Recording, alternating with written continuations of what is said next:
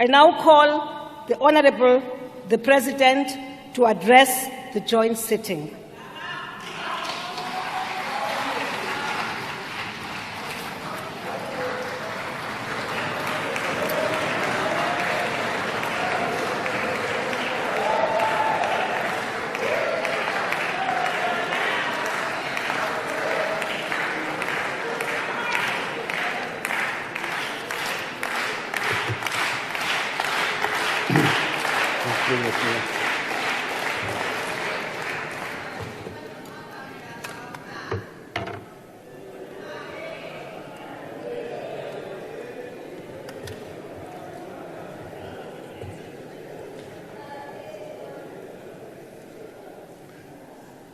Speaker of the National Assembly, Ms. Nosiviwe Mapisa-Nqakula, Chairperson of the National Council of Provinces, Mr. Amos Masondo, Deputy President of the Republic of South Africa, Mr.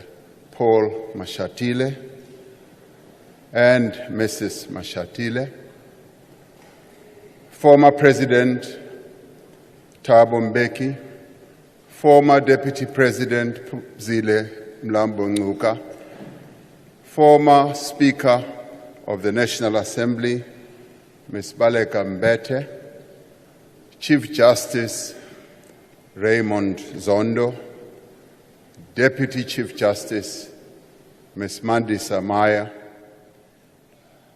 various justices who are here present, Mayor of Cape Town, Councillor Gordon Hill-Lewis,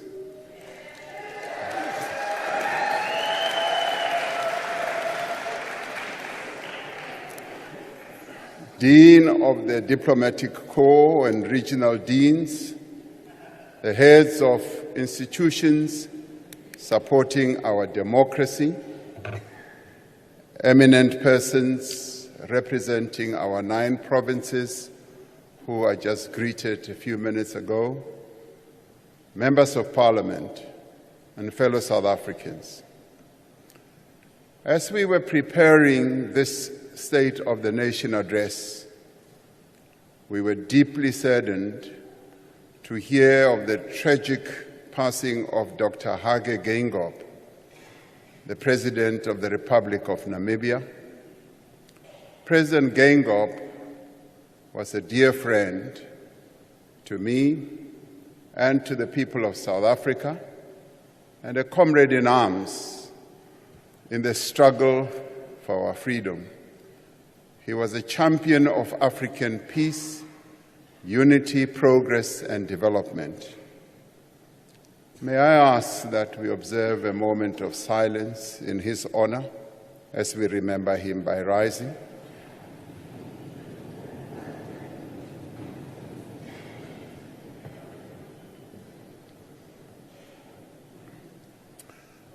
Thank you.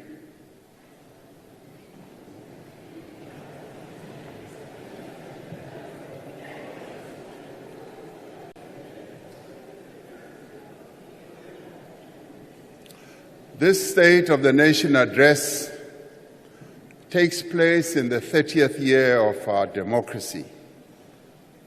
On the 27th of April, 1994, millions of South Africans cast their ballot in a democratic election, many for the very first time in their lives. That momentous day was the culmination of centuries of struggle, the struggle to liberate our people from suffering, from dispossession, oppression, exploitation, and poverty and inequality. As we stood in the long, winding queues to vote, we turned to one another and spoke of our joy, and sometimes with tears running down our cheeks. We embraced friends and strangers alike, encouraged by a sense of a common future that we were about to determine for our country with our votes. We placed into these those ballot boxes, not just a vote, but a dream of the country we wanted to build. It was the dream of a South Africa that, in every sense, belongs to all who live in it, united in our diversity.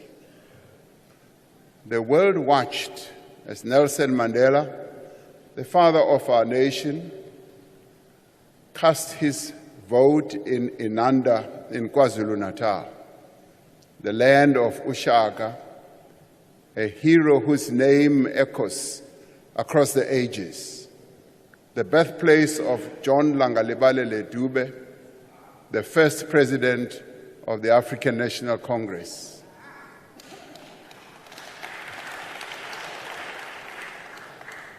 An organization which united the African people and the home of Chief Albert Luthuli, the first African Nobel Peace Laureate.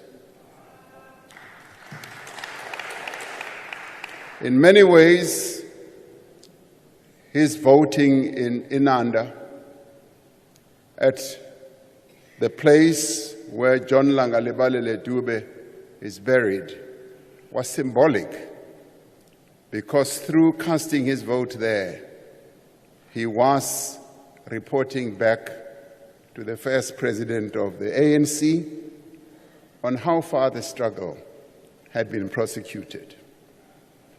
After casting his ballot, Madiba said, "This is the beginning of a new era. We have moved from an era of pessimism, division, limited opportunities, turmoil, and conflict. We are starting a new era of hope, reconciliation, and nation building."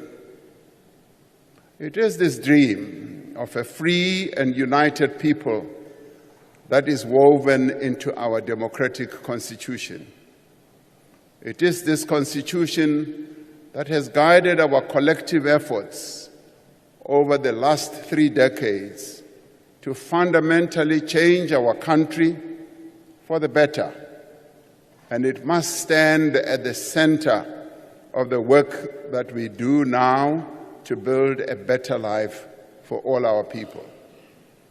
Over the last 3 decades, we have been on a journey striving together to achieve a new society, a national democratic society.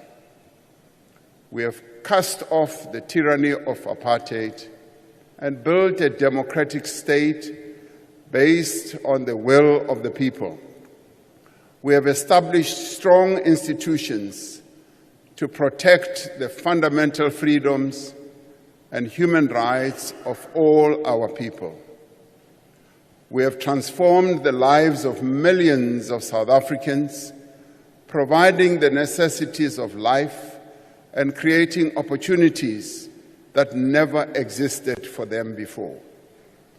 We have enabled a diverse economy whose minerals, whose agricultural products, and manufactured goods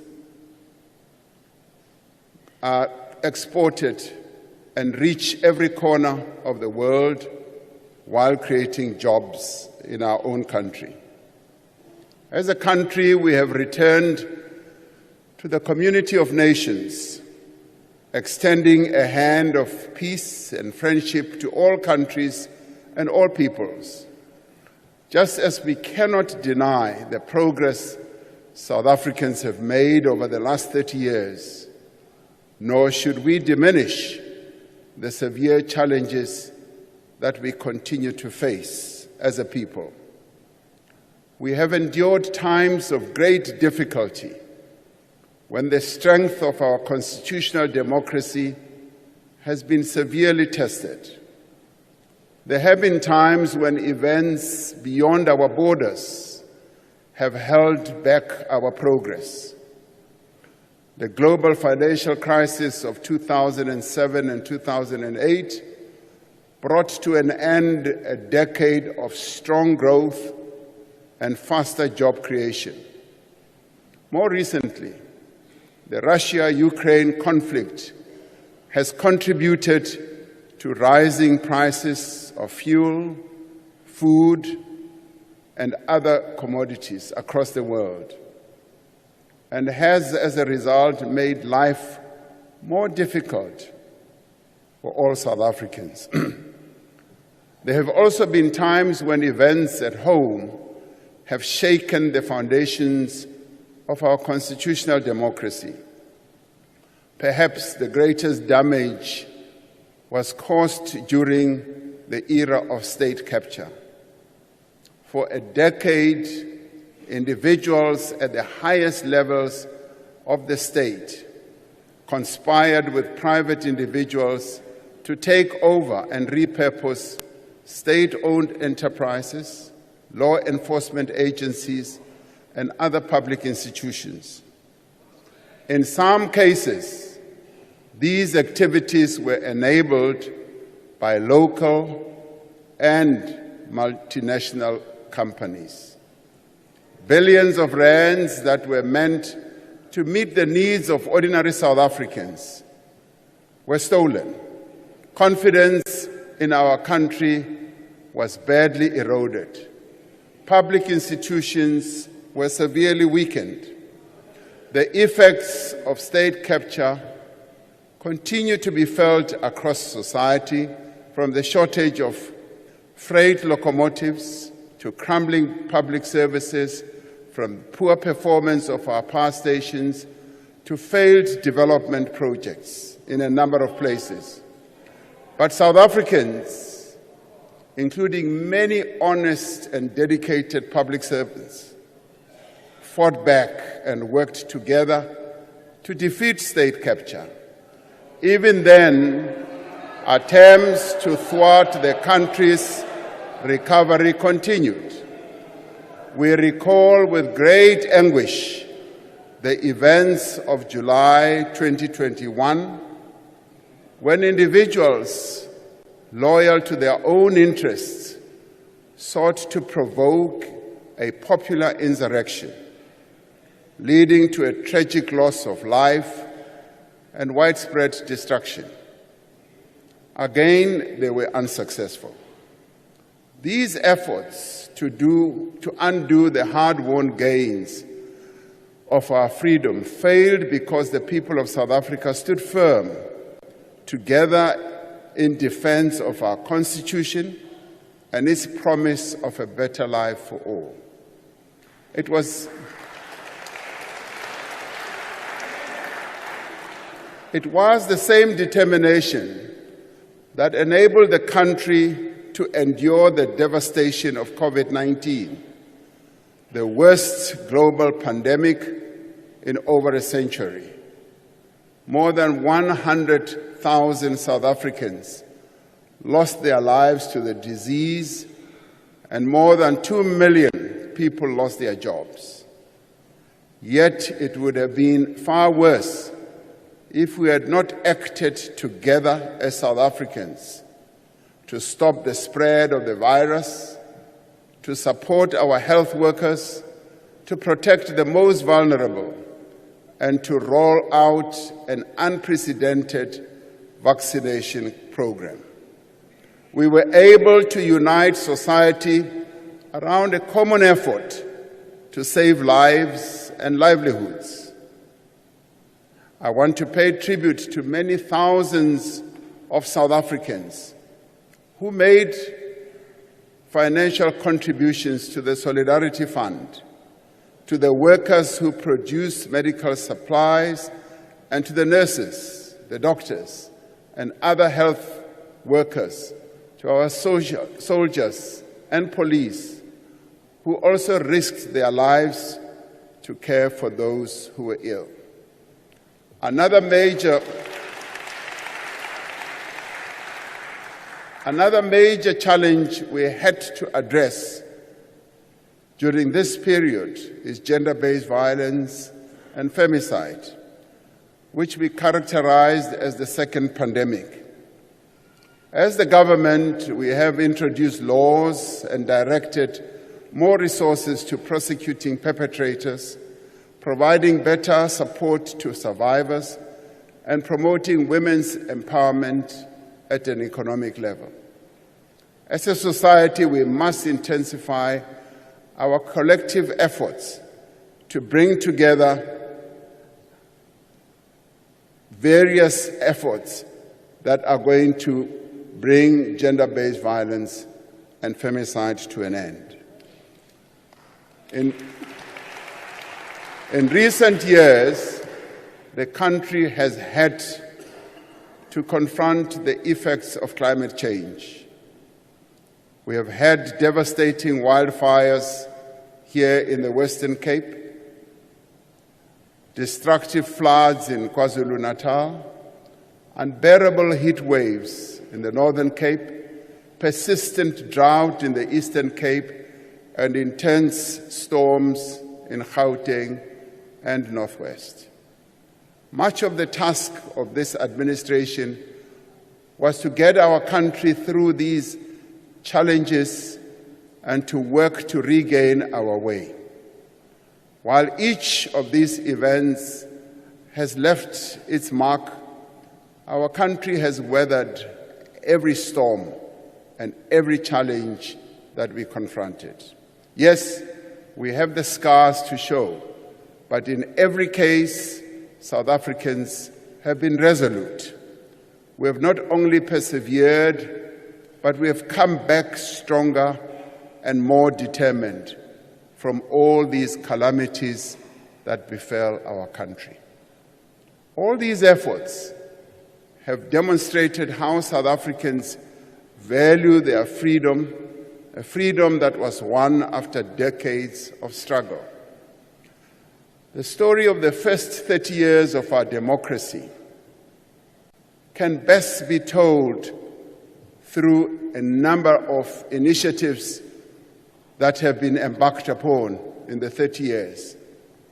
But I think that the story can best be told through the life of a child who was born at the dawn of our democracy called Tintswalo. Tintswalo, democracy's child, grew up in a society that was worlds apart from the South Africa of her parents, South Africa of her grandparents and great-grandparents.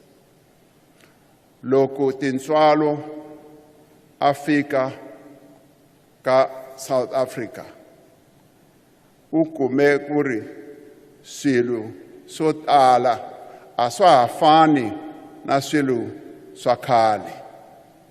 Ukume kuri swilo leswi endlaku hulumeni wa hina i swona swi nga kota ku ri swi yisa vutomi bya yena pambili. She grew up in a society governed by a constitution rooted in equality, the rule of law, and affirmation of the inherent dignity of every citizen. Tintswalo and many others born at the same time as her were beneficiaries of the first policies of the democratic state to provide free health care for pregnant women and children under the age of 6.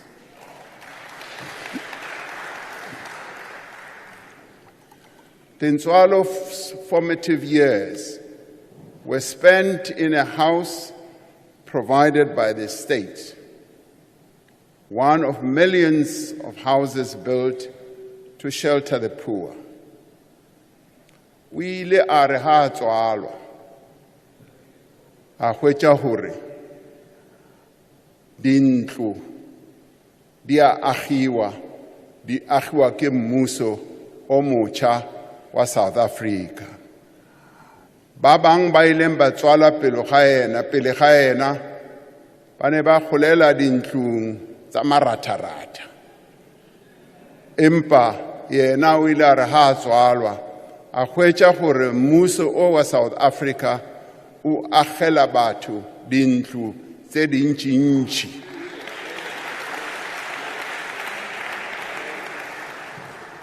Tintswalo grew up in a household provided with basic water and electricity, in a house where her parents were likely to have lived without electricity before 1994.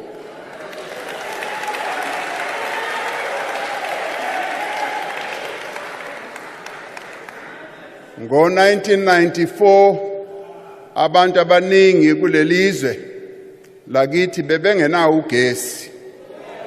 Kodwa uTintswalo uthe makezalwa wathola ukuthi ugesi ukhona. Ufakwe uhulumeni. Tintswalo was enrolled in a school in which her parents did not have to pay school fees. And each school day, she received nutritious meals as part of a program the program that today supports 9 million learners from poor families. Hoyu Tintswalo duva achia chikoloni. Usika chikoloni ngamacheloni. Kazungwe zikolo uwana na breakfast. Kazungwe chikolo uwana ziliwa za masiyana. Hezi zoba zisaitei chifingani chakali. Zoba zisiho namusi ziyaitea nga uri unamubuso muswa wa Afrika Chipembe uneva kweisa zitupanda. The democratic state provided a child support grant to meet Tintswalo's basic needs. This grant, together with other forms of social assistance, continues to be a lifeline for more than 26 million South Africans every month. With this support, Tintswalo, democracy's child, was able to complete high school. Through the assistance of the National Student Financial Aid Scheme, Tintswalo attended one of our TVET colleges and obtained a qualification.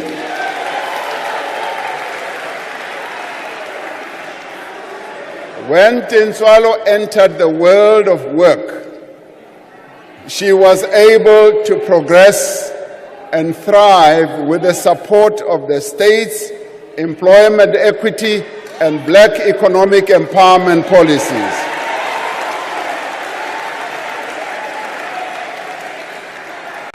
With the income she earned, she was able to save. She was also able to support her parents.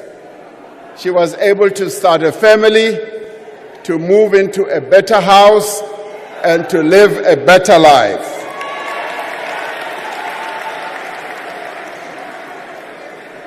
This is the story of millions of people who have been born since the dawn of democracy. Whether people like it or not, this is the reality of many people in our country. But truth be told, it is only part of the story. For despite the remarkable achievements of the last 30 years, many of democracy's children still face great challenges. Millions of young people aged 15 to 24 years are currently not in employment, education, or training. There are many who have a matric, a diploma, or a degree who are not able to find a job or do not have the means to even start a business. Now, this is a trend that prevails in many countries around the world. While economic growth is essential to reduce unemployment, we cannot wait to provide the work that many of democracy's children need. As government, we have taken steps to address the youth unemployment challenge. I had the privilege yesterday to be in the presence of almost 1,000 young people. 1,000 young people who were bearing testimony to how, through the various initiatives that government has put in place, that the private sector has also put in place, have been able to see progress in their own lives. 3 years ago, building on the experience and success of the expanded Public Works Program, we launched the Presidential Employment Stimulus. Through this program, we've been able to create more than 1.7 million work and livelihood opportunities. Through the stimulus, we have placed more than 1 million young people as school assistants in 23,000 schools. If you go around our country and you talk to school principals, you talk to school teachers, they will tell you how beneficial this program has been in assisting them in their schools, but more importantly, how beneficial this program has been to these young people who are being introduced to the world of work. This has provided them with valuable work experience while improving learning outcomes. Through the Presidential Youth Employment Intervention, we have established what we call SA Youth Mobi as a zero-rated platform for unemployed young people to access opportunities for learning and earning. Over 4.3 million people, young people for that matter, are now engaged on the network, and 1.6 million have so far secured opportunities. We have, working together with the National Youth Development Agency, the NYDA, set up a number of initiatives to provide opportunities for young people, including the National Youth Service and the Youth Employment Service, where we are cooperating and working with the private sector. A number of companies in our country have signed up to this, as they have seen the need to join in the task of creating job opportunities for young people. These programs matter because work matters to people. The NYDA has played a key role in assisting a number of young people to start their own businesses. Having a job does not only provide an income, it is fundamental to people's sense of self-worth, of dignity, of hope, purpose, and inclusion. From the depths of deprivation and inequality, we have worked over 30 years to ensure that all South Africans have an equal chance to prosper. And we have sought to live up to leaving no one behind. It is not enough to recognize the injustices of the past. We need to correct them. We have introduced laws and undertaken programs to enable Black South Africans who were previously disadvantaged and prevented from getting into many opportunities.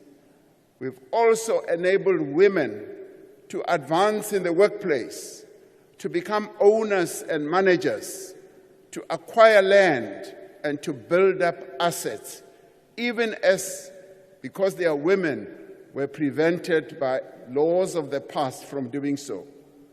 The proportion The proportion of jobs in executive management held by black people have increased exponentially, almost fivefold between 1996 and 2016. One of the overriding challenges this administration had to deal with when it took office was state capture and corruption. Our first priority was to put a decisive stop to state capture, to dismantle the criminal networks within the state and to ensure that perpetrators face justice. We had to do so.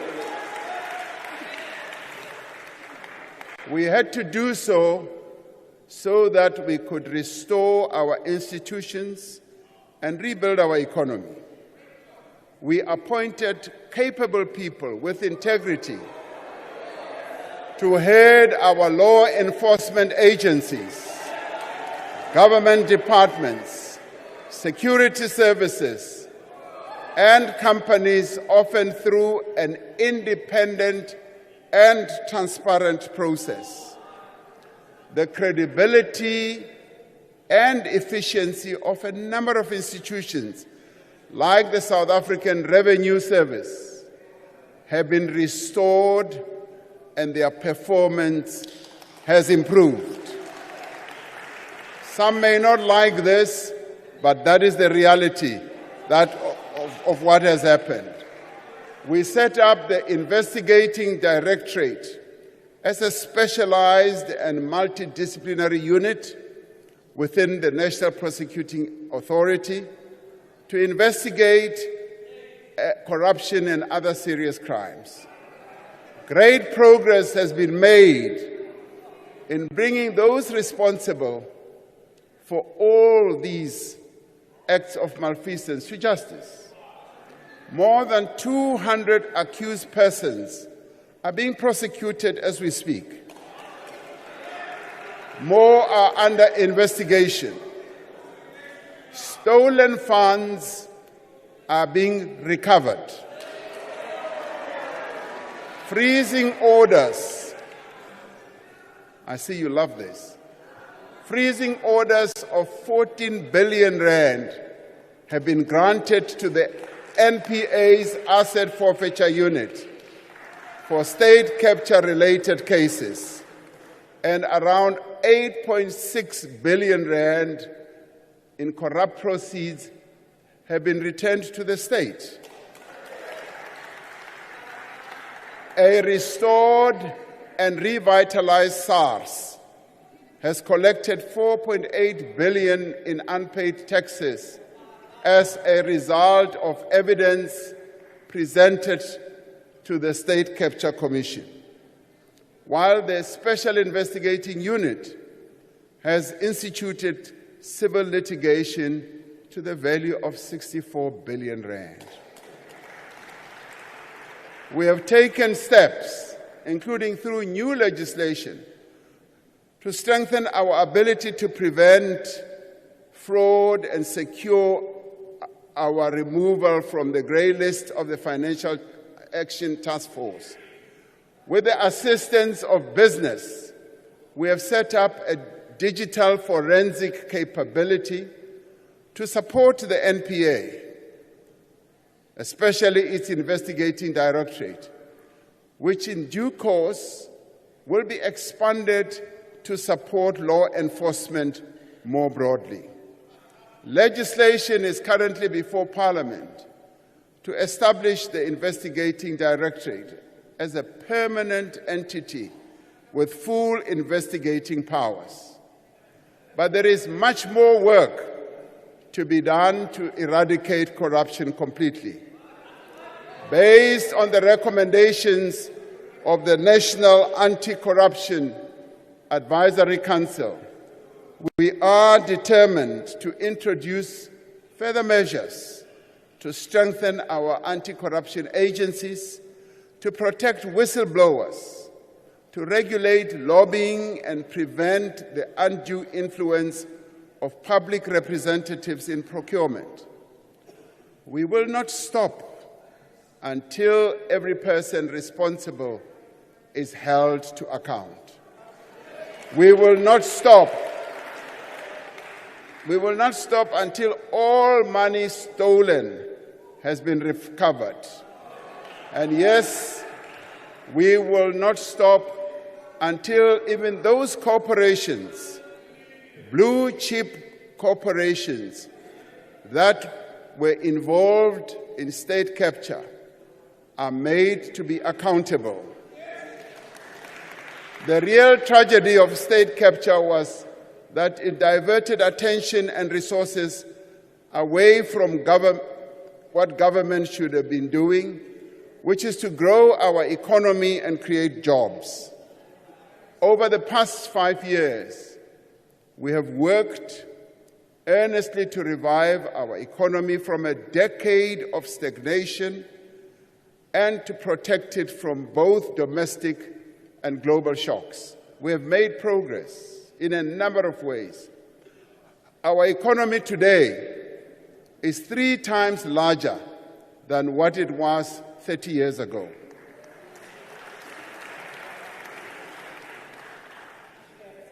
The number of South Africans who are in employment has increased from 8 million in 1994 to 16.7 million today. Over the last 2 years, the number of jobs being created has been increasing every quarter, and we now have more people in employment than before the pandemic. Yet, our unemployment rate is the highest it has ever been. Even as employment is growing, more people are entering the job market each year than jobs are being created. We have laid a foundation for growth through far-reaching economic reforms that we have embarked upon, an ambitious investment drive, and an infrastructure program that is starting to yield results. Companies continue to invest. Thousands of hectares of farmland are being planted. New factories are being opened, and production is being expanded. We are on track to resolve the most important constraints on economic growth by stabilizing our energy supply and fixing our logistics system. As these obstacles are removed, the true potential of our economy will be unleashed. We set out a clear plan to end load shedding, which we have been implementing with a single-minded focus through the National Energy Crisis Committee. We have delivered on our commitments to bring substantial new power through private investment on the grid, which is already helping to reduce load shedding. Last year, we implemented a major debt relief package, which will enable Eskom to make investments in maintenance and transmission infrastructure and ensure its sustainability going forward. Since we revived our renewable energy program 5 years ago, we have connected more than 2,500 megawatts of solar and wind power to the grid, with 3 times this amount already in procurement or construction. Through tax incentives and financial support, we have more than doubled the amount of rooftop solar capacity installed across the country in just the past year. We have implemented sweeping regulatory reforms to enable private investment in electricity generation, with more than 120 new private energy projects that are now in development. These are phenomenal developments that are driving the restructuring of our electricity sector in line with many other economies have done to increase competitiveness and to bring down their energy prices. Through all these actions, we are confident that the worst is behind us and the end of load shedding is finally within reach.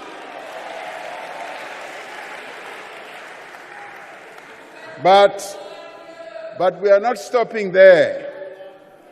To ensure that we never face a similar crisis ever again, we are reforming our energy system to make it more competitive, more sustainable, and reliable into the future. We are going to build more than 14,000 kilometers of new transmission lines to accommodate renewable energy over the coming years. To fast-track this process, we will enable investment in transmission infrastructure through a variety of innovative investment models. Re tla ya mo bao ba nang le tjhelete. Re ba bitse gore ba tle ba tlo sebetsana le rona ka go kenya ditjhelete tsa bona mo transmission ya motlakase. Go etsetsa gore transmission ya rona e tie. Last year we tabled the Electricity Regulation Amendment Bill to support the restructuring of Eskom and establish a competitive electricity market. As we undertake these reforms, we are positioning our economy for the future growth in a world shaped by climate change and a revolution in green technologies. In the last 3 years, our country has seen the increase in extreme weather events, often with disastrous consequences. This is why we are implementing a just energy transition, not only to reduce carbon emissions and fight climate change, but to create growth and jobs for our people in the future. We will undertake this transition at a pace, at a scale, and at a cost that our country can afford, and in a manner that ensures energy security. So we will not be compelled to embark on processes that are going to disadvantage our country in this regard. With our abundance of solar, wind, and mineral resources, we are going to create thousands of jobs in renewable energy, in green hydrogen, green steel, electric vehicles, and other green products. The Northern Cape, with its optimal solar conditions, one of the very best in the world conditions, has already attracted billions of rands in investment. We are going to set up a special economic zone in the Boegoebaai port to drive investment in green energy. There's a great deal of interest already from the private sector, with companies such as Sasol and many others who are ready to participate in the boom that will be generated through our green hydrogen energy projects. We have decided to support electric vehicle manufacturing in our country to grow our automotive sector, which provides good jobs to thousands of workers.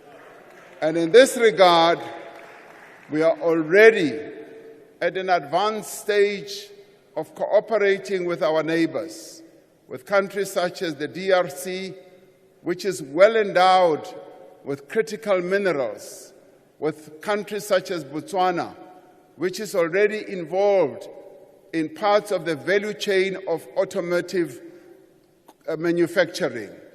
With all these countries, we are going to be able to form an incredibly powerful ecosystem that is going to enable all of us to benefit from the green energy revolution. We have decided to give special focus to regions such as Mpumalanga to enable the creation of new industries, new economic opportunities, and sustainable jobs. And in the past year, we have increased the financing pledges for our Just Energy Transition Investment Plan from around 170 billion rand to almost 240 billion rand.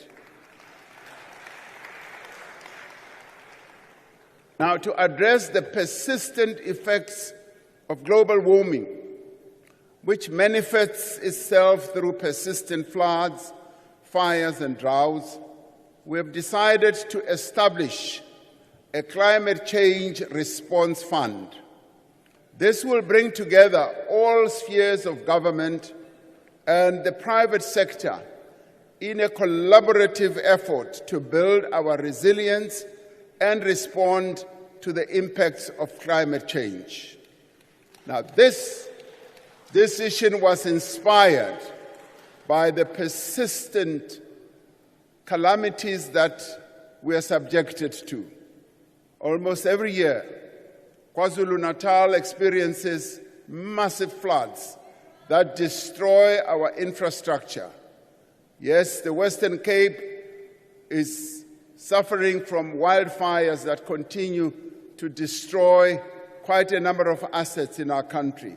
And indeed, many other provinces are actually suffering from the effects of climate change. So this fund, which we hope will gain the attraction of all, like the fund we set up during COVID, will support various areas that suffer from climate change to deal with severe inefficiencies in our freight logistics. We are taking action to improve our ports and rail network and restore them to world-class standards. We have set out a clear roadmap to stabilize the performance of Transnet and reform our logistics system. Working closely with business and labor, we have established dedicated teams to turn around 5 strategic corridors that transport our goods for export purposes. The number of ships waiting to berth at the Port of Durban, which has experienced severe congestion in recent months, has reduced from more than 60 ships in mid-November to just 12 ships at the end of January. Now, that represents progress. Transnet has appointed an international terminal operator to help expand and improve its largest terminal at the Port of Durban. And we are overhauling the freight rail system by allowing private rail operators to access the rail network. With the current conflict in the Middle East affecting shipping traffic through the Suez Canal, South Africa is well positioned to offer bunkering services for ships that will be rerouted via our shores. We completed, as we all know, the auction of broadband spectrum after more than a decade of delays, resulting in new investment, lower data costs, and improved network reach and quality. Now, these reforms have a profound impact in a society in which access to the internet has risen dramatically over the last decade. Less than half of all households had internet access in 2011, compared to 79% of households in 2022, meaning that South Africans more and more are using the internet. Some use it to trade, some use it to improve their livelihoods. Some use it to learn, but the internet is being spread more and more, even in our rural areas. Just this week, we published new regulations to reform our visa system, which will make it easier to attract the skills that our economy needs and create a dynamic ecosystem for innovation as well as entrepreneurship. We raised 1.5 trillion rand in new investment commitments through 5 South African investment conferences, of which over 500 billion has already flown into the economy. To support growth in the mining sector, we are moving ahead with the modernization of our mining rights licensing system and are launching an exploration fund to support emerging miners and exploit new mineral deposits. Through this, mining, which has been the bedrock on which the South African economy was built, will once again become a sunrise industry. Participation of previously disadvantaged Black people is increasing. Black ownership now stands at approximately 39% when compared to just 2% in 2004.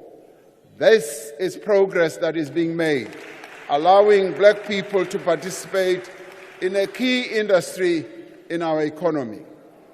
Investment in infrastructure is gaining momentum. New and innovative funding mechanisms will be utilized to increase construction of infrastructure.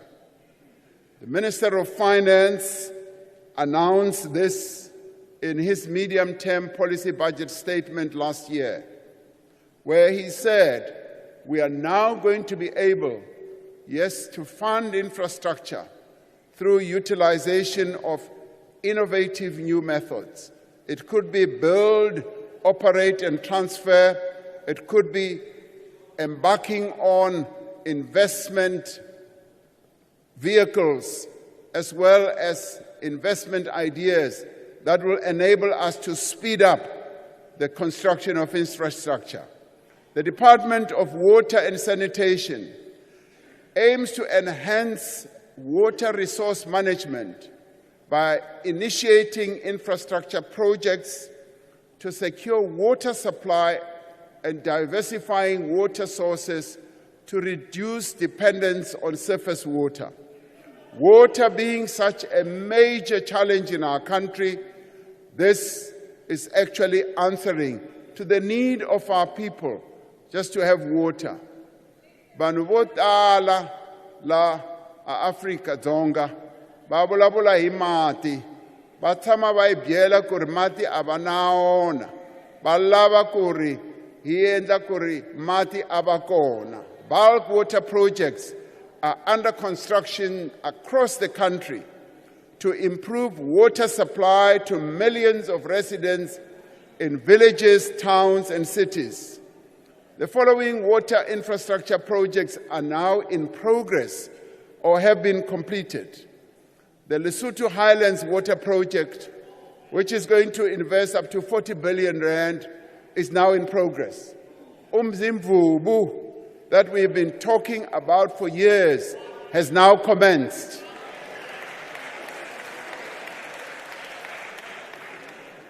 Hazelmere Dam, Umkomazi Water Project, Clan William Dam, Zanini Dam, Loscom, Madlakazi, pipeline from Jozini Dam, Giyani, pipeline from Nandoni Dam to Nsami Dam, Pilansberg Water, Val Haramahara, and the pipeline from the Val River to Hotazel.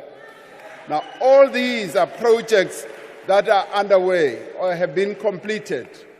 In the Eastern Cape, the Msikaba and the Mtento bridges are beginning to rise over the landscape and will be among the highest in Africa once completed. So if you want to find the highest bridge in Africa, you will have to go to the Eastern Cape. The steel used for part of the project is fabricated in Mpumalanga, and the iron ore comes from the Northern Cape. In the past 5 years, SANRAL, which manages nearly 25,000 kilometers of road, has awarded more than 1,200 projects to the value of 120 billion rand, meaning that the focus on constructing our roads, repairing our roads, yes, even attending to our potholes, is now underway. Yes, it is. Now, you talk to the Premier of the Eastern Cape, he will tell you that many of the roads in the Eastern Cape are now being attended to. Similarly, when you talk to the Premier of the Northern Cape, he will tell you the same. Yes, in November last year, now listen to this one. In November last year,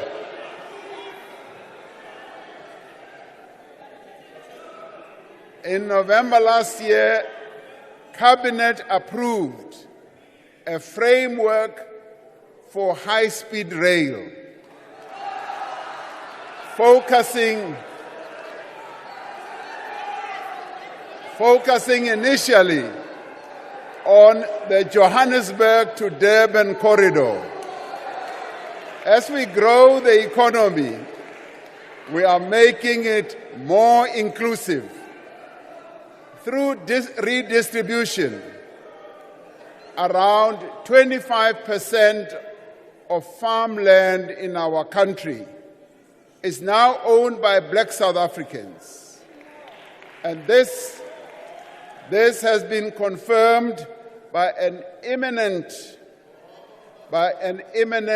agricultural economist, Wandile Sihlobo. This brings us closer to achieving our target of 30% by 2030.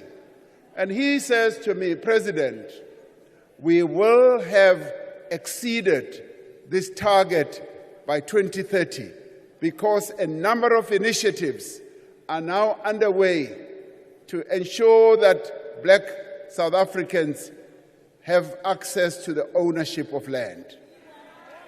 In the last 5 years, we have supported around 1,000 Black industrialists with funding and other forms of support. These Black-owned firms employ more than 90,000 workers and contribute many billions of rands to our economy. Now, this is the revolution that is underway to bring more and more Black people into the real economy. At the same time, about 200,000 more workers obtained ownership of shares in the companies that they work for, bringing the total worker ownership in companies in the South African economy to well over 500,000 workers. We see this trend continuing to grow as more and more companies realize that it is beneficial to their own operations and their businesses that their workers should have a stake in the businesses that they work for. And we call upon the private sector to go ahead and increase the participation of their workers in the businesses that they work for. The reforms that we have initiated and the work that is underway will enable us, yes, as I said, to improve our logistics system, to achieve water security, and ultimately, it will lead to the creation of jobs. While our challenges have never been greater, our response to these challenges will lead us to greater prosperity than we have ever known. One of the worst injustices of apartheid was the manner in which education was used as a tool to perpetuate inequality and exploitation of black people. Over the 30 years, we have sought to use education as a tool to create equality and to empower our people. Our basic education outcomes are steadily improving across a range of measures. The latest matric pass rate at 82.9% is the highest ever achieved. And we congratulate the matriculants of 2023 for achieving this incredible pass rate. And with each new year, learners from no-fee schools are accounting for more and more bachelor passes that are achieved.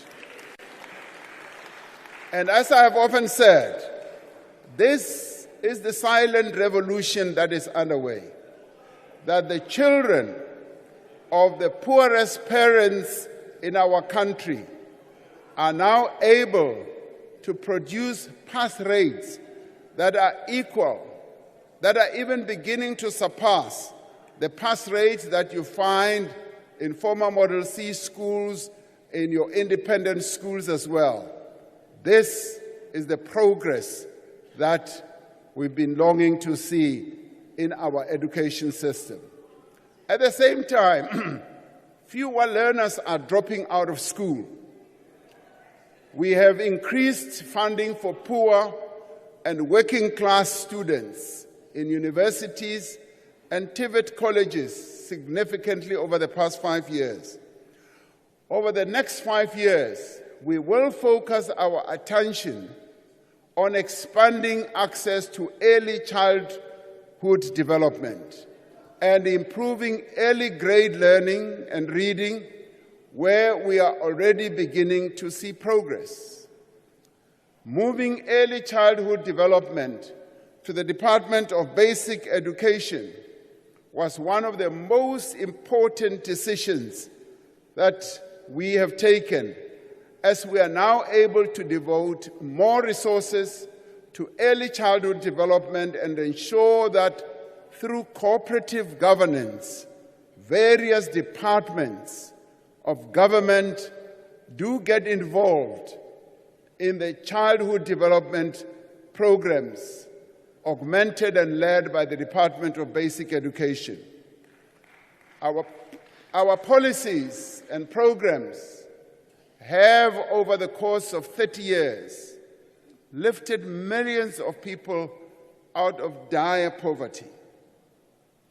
Today, fewer South Africans go hungry and fewer live in poverty. In 1993, South Africa faced a significant poverty challenge, with 71.1% of its population living in poverty. However, under the democratic government, there has been a consistent decline in these numbers.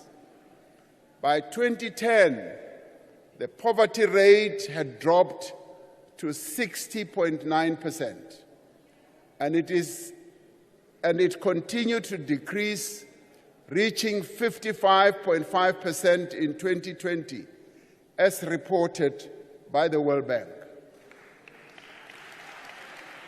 Now, this progress has been made possible by extensive support to those in society who need it most. 5 years ago, we introduced a further measure to tackle poverty by introducing the national minimum wage. as envisaged in the Freedom Charter. The decision by key role players, they being business and labor and communities, they took a decision to introduce the national minimum wage. And this has immediately raised the wages of over 6 million workers who support their families. In the midst of the pandemic, we introduced the special SRD grant, which currently reaches some 9 million unemployed people every month. We have seen the benefits of this grant and will extend it and improve it as the next step towards income support for the unemployed. These grants and subsidies do much more than give people what they need to live. They are an investment in the future. Many people tend to dismiss this and say we are establishing a dependent society. We are investing in our people and investing in their future as well. Social assistance has shown to increase school enrollment and attendance. It has also shown to lower dropout rates, and it has also improved pass rates. This is what social assistance to our people does. South Africans today are living longer than ever before. Life expectancy has increased from 54 years in 2003 to 65 years in 2023. The World Health Organization, DG, says this is a phenomenal development because many countries do not just move from a 55 years of life expectancy to 65. Maternal and infant deaths have declined dramatically. We have built more hospitals and clinics, especially in poor areas, providing better quality of care to more South Africans. We are building new hospitals, and one of those, which is the state-of-the-art type of hospital, is the Limpopo Academic Hospital, which is currently under construction as we speak. Now, I had, anecdotally, a good representation of how our healthcare system has been improving. When the ANC held its anniversary birthday, there was a bus accident where 5 people passed away and scores were injured. They were taken to our hospitals in Mpumalanga and in Limpopo. Now, I went to see some of them, and when they were asked that, don't you want to move to a private hospital because you are on a private medical aid as a result of your job or whatever, many of them said no. We are being well looked after here.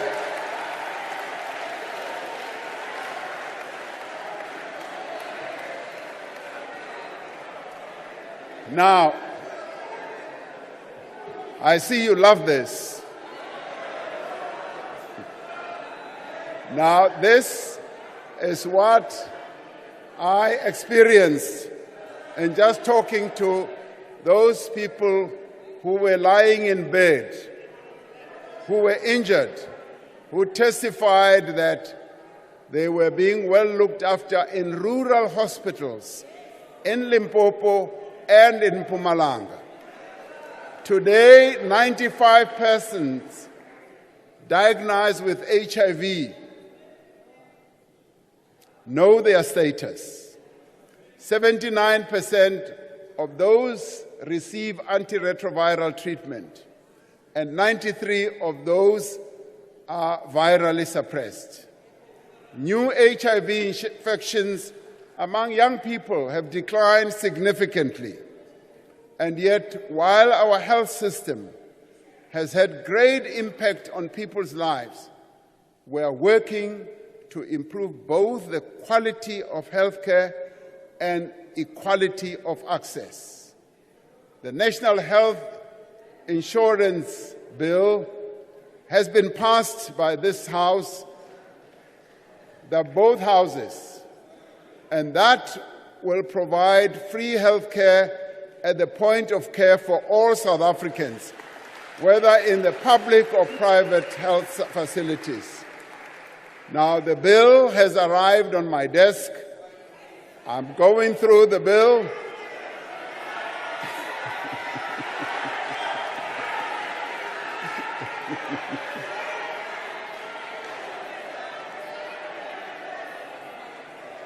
Yes, I'm looking for a pen. I'm looking for a pen. We plan to incrementally implement the NHI, dealing with issues like the health system financing, the health workforce, medical products, vaccines, and technologies, and health information systems. One of the most visible, impactful, and meaningful achievements of the first 3 decades of freedom has been in providing homes to our people. Today, nearly 9 out of every 10 households live in a formal dwelling, as said by the Statistician General. Where there were once shacks and mud houses with thatch roof, there are now homes of brick and mortar. There are homes with water to drink and to wash with, homes with electricity for lighting and cooking. At the end of apartheid, only 6 out of 10 people had access to clean water. Today, the figure has increased to nearly 9 out of 10 South Africans. We are working to ensure that subsidized housing is located close to work, close to education and other services. But for services to be delivered, local government has to work. Now, when it comes to housing, we are also embarking on new and innovative funding mechanisms. We have tested this in the Northern Cape, where we are doing what we call front-loading. And we launched together with Premier Zamani Saul a project that will result in 4,500 houses for R1 billion, funded through the Development Bank of South Africa.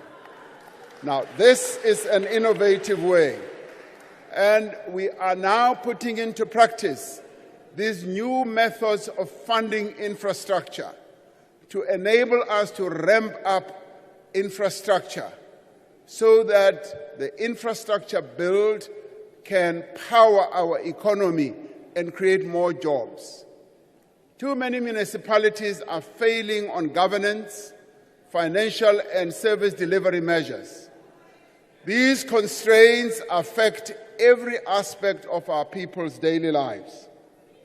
We have started the implementation of a number of measures to address this problem by providing support to local government, including professionalizing the civil service and ensuring that people with the right skills and the appropriate capability are appointed to key positions. That people are not appointed because they know so and so and so and so. The Presidency, the National Treasury, and COGTA are working together to enhance technical capacity in local government and to improve planning, coordination, as well as fiscal oversight. Now, through the presidential imbizos that we have held across the country, we have seen how the district development model has brought together all spheres of government and key stakeholders to address the service delivery challenges in communities. The district development model has proven to be an effective instrument to enhance cooperative governance and collaboration. Through this model, we are breaking down the silos that we often find in government, where we enhance government departments working together and all layers of government also working together, adhering to what is set out in our Constitution. We will continue to broaden and deepen this process. Tackling crime and insecurity is a key priority. South Africans deserve to live in a safe environment, to walk freely without fear in their neighborhoods and public spaces.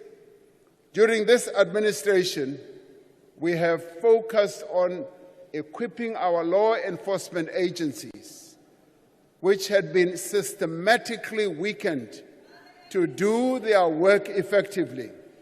We have strengthened the ranks of the police through the recruitment of 20,000 police officers, as I announced in the past two SONAs over the last 2 years, and another 10,000 will be recruited in this year as well. An extra 5,000 police officers have been deployed to public order policing. The South African Police Service has launched a very effective operation or initiative, which is Operation Shanela, as a new approach to target crime hotspots, which has resulted in over 285,000 arrests since May last year. The economic infrastructure task teams that are operational in all provinces have had important successes in combating cable theft, damage to critical infrastructure, as well as illegal mining. Through close collaboration with the private sector, we have seen a reduction in security incidents on the rail network. We launched the new Border Management Authority last year to improve the security of our borders and have already stopped well over 100,000 people who tried to enter our country illegally. Together with the civil society, we developed the National Strategic Plan on Gender-Based Violence.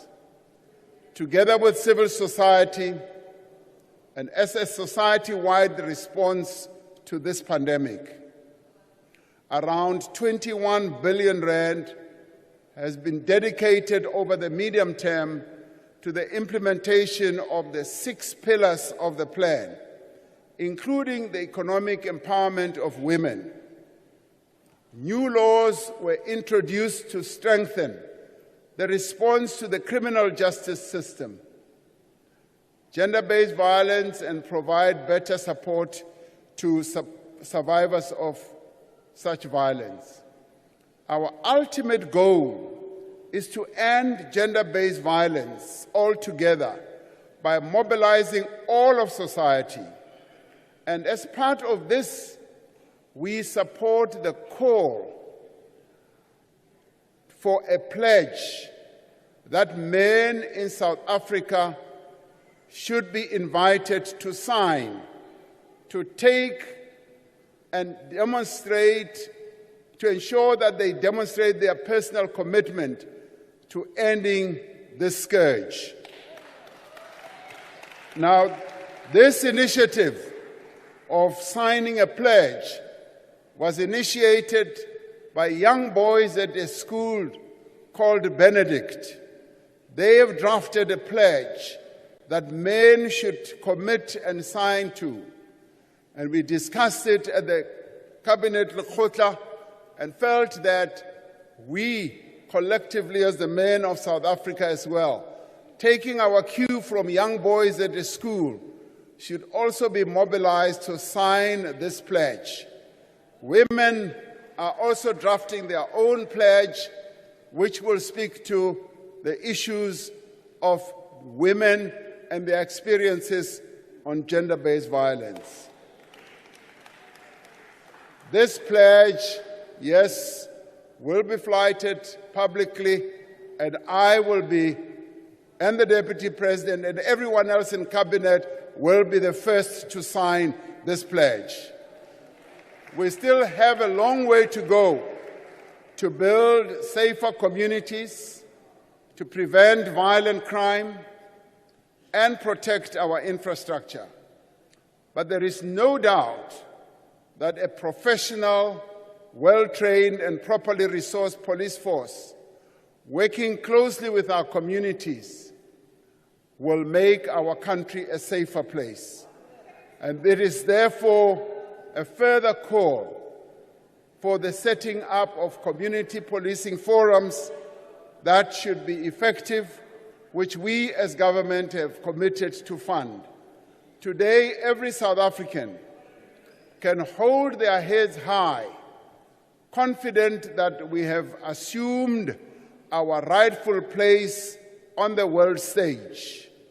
We remain committed to playing a constructive role on our continent and around the world for the realization of a better Africa and a better world. We will continue to play an important role to silence the guns throughout our continent. Our engagement with the parties in the Russia-Ukraine conflict through the Africa Peace Initiative are progressing. We engage in these peace efforts because we believe that even the most intractable conflicts can be brought to an end through negotiations, guided by the fundamental principle of human rights and freedom. We have taken up the Palestinians' cause to prevent further deaths and destructions in Gaza.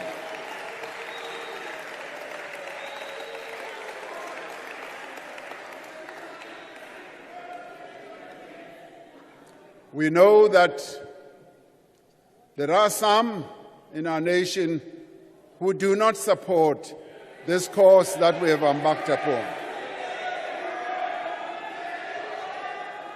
We have welcomed the ruling of the International Court of Justice that Israel must take all measures within its power to prevent acts of genocide against Palestinians.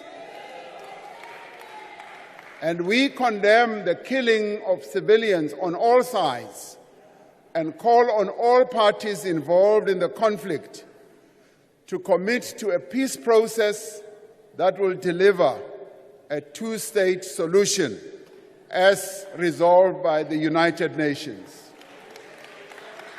We will use our foreign policy to pursue our development goals.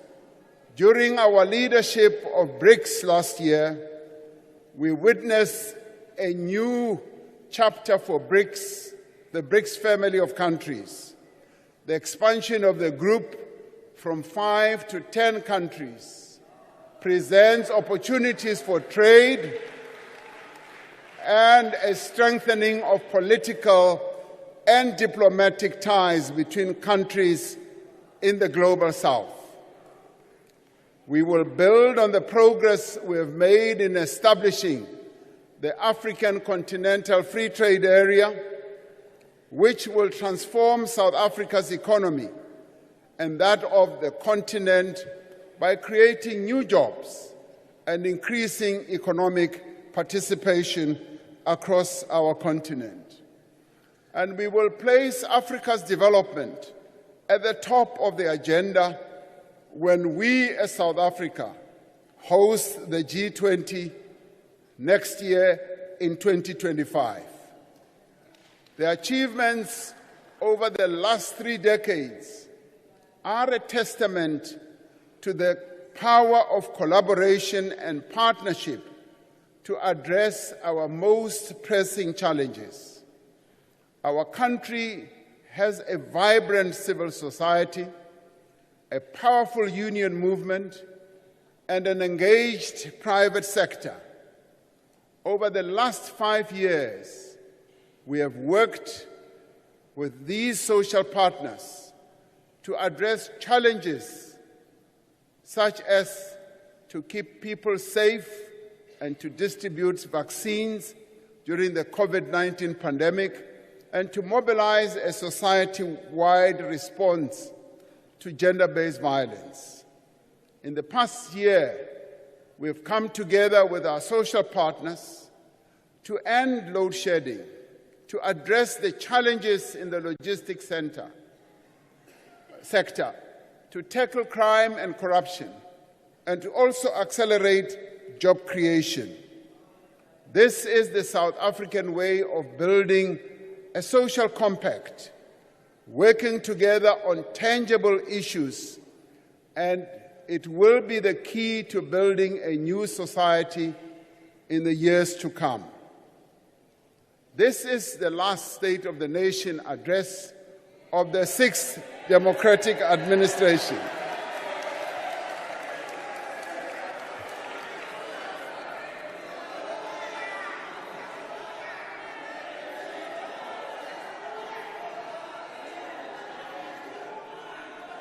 NgesiZulu kunelizwi elithi sizawubuya, futhi sizawuthi masibuyile abantu bazothi ibuyile ngoba izoba ibuyile ngempela. Labo abangathi bayajabula uma ngithi this is the last State of the Nation address, bacabanga ukuthi asinawubuya, sizawubuya khona la kule ndawo. The last 5 years have been a period of recovery, rebuilding, and renewal. We have had to revitalize our economy after more than a decade of poor economic performance.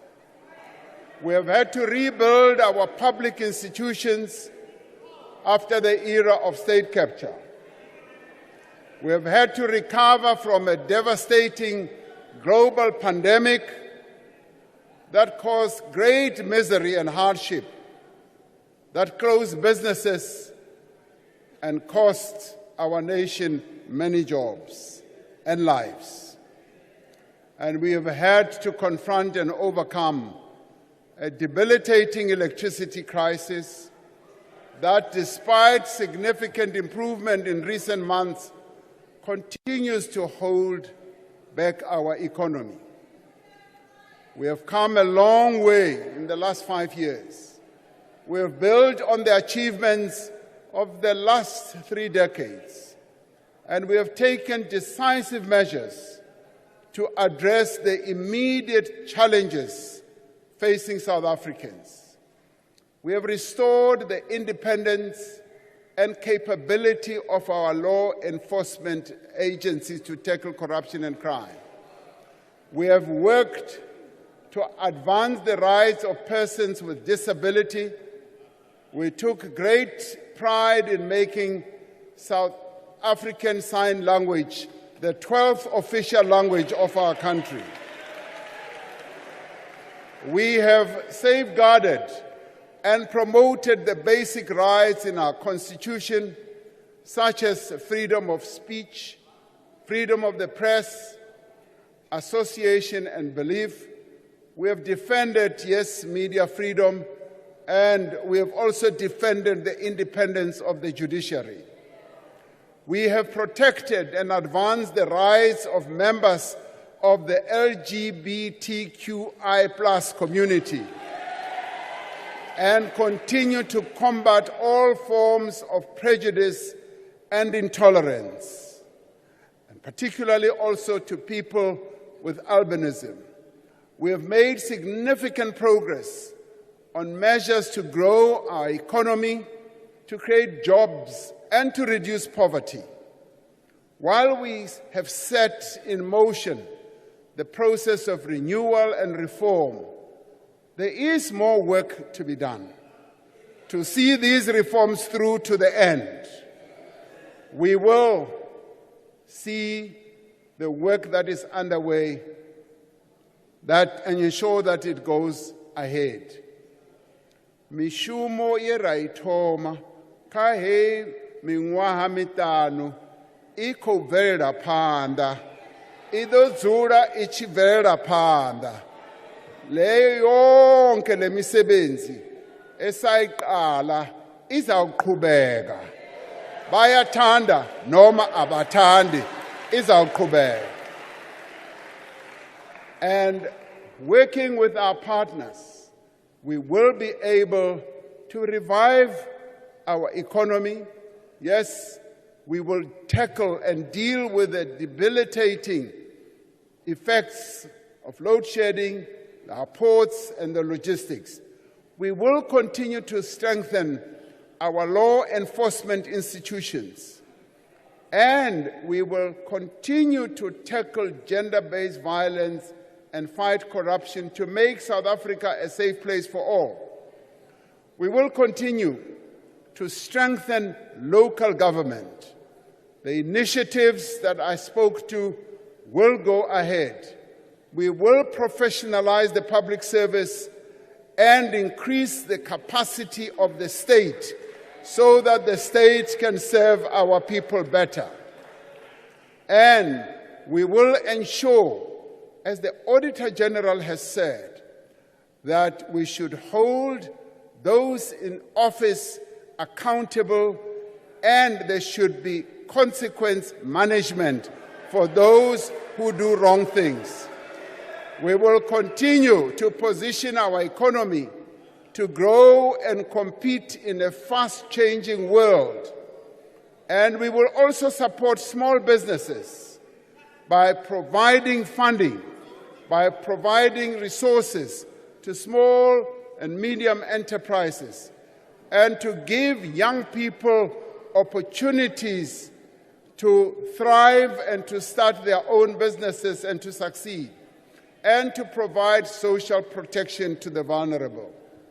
We will continue the work to improve the country's fiscal position and hold firm to a sound macroeconomic trajectory. We will use the opportunities provided by the African Free Continental Trade Area to increase our trade and expand our industries. We will continue to protect workers' rights and improve their well-being in places of work and to make sure that our workers are well treated.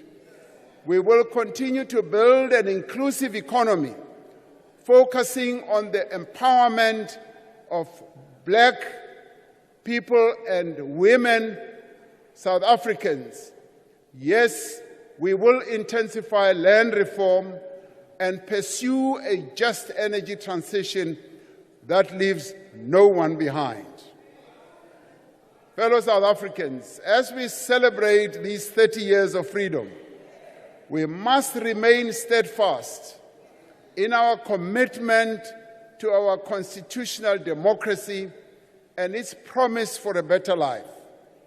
We should not give in to those who resist the responsibility that the Constitution places on us to correct the injustices of the past and fundamentally transform our economy and society. We must remind these people of the obligation that the Constitution places on the state to progressively realize the rights of everyone to housing, healthcare, food, water, social security, safety, and education. By the same measure, we should not allow anyone to diminish vital democratic institutions, to denigrate our judiciary, or to challenge the constitutional authority of this Parliament. We should not give in to those who seek to divide our nation, to incite violence and undermine our democracy. As in the past, as in the future, the people of South Africa should stand together against any attempt to reverse the achievements of our democracy. As the chairperson of the Constitutional Assembly, I worked with many great leaders of our country to craft a constitution that truly reflects the will of South African people. As president, I see it as my primary duty to defend our Constitution and to work every day to realize its promise. As we move forward, let us remember that it is up to us, not anyone else, to determine the future of South Africa. We are not passive observers of our history. We are its authors. We are the builders of this country that we call home. As we look towards the next 30 years of freedom, we must choose the kind of country and indeed the kind of world we want to create for ourselves and our children. We are committed to a South Africa in which our common identity lies in our recognition of each other's humanity.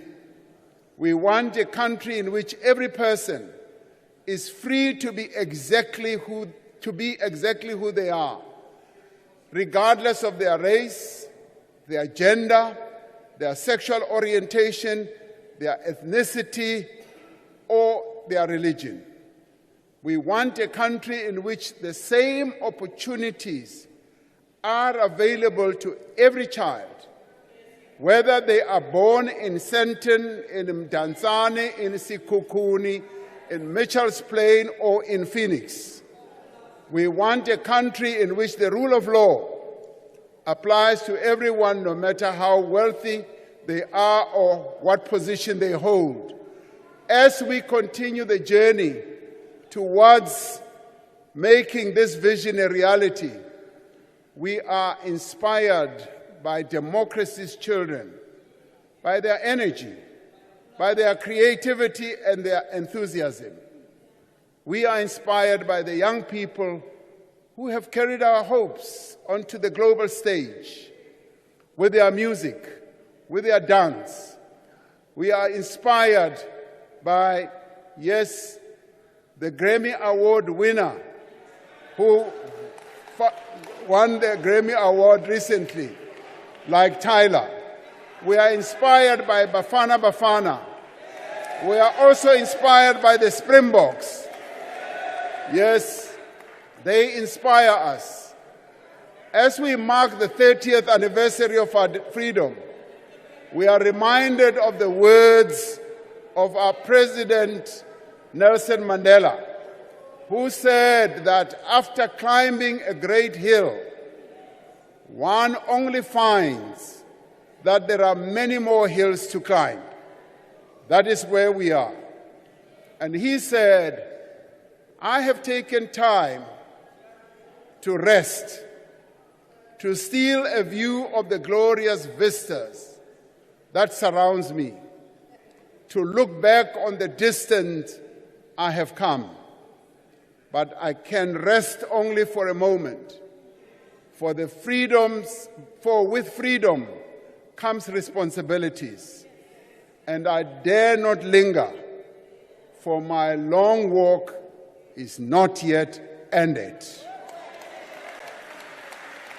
Washo uMandela wathi isende lendlela inde lendlela tsela ena e sampane le telle ho tlameile hore re tsamaye tsela ena re a rata kapa re rate setse re le tseleng.